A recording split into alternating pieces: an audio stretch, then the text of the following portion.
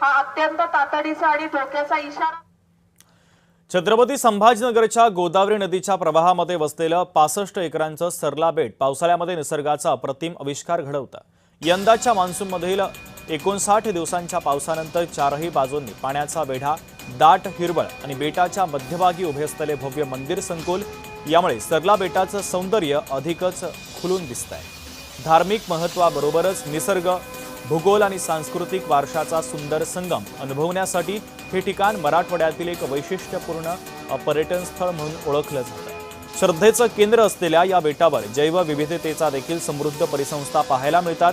गोदावरीच्या सततच्या प्रवाहामुळे येथे सुपीक गाळ साचतो, त्यामुळे बेटाभोवती हिरवाई आणि विविध वनस्पतींची समृद्धपणे वाढ झाल्याचं दिसून येतं।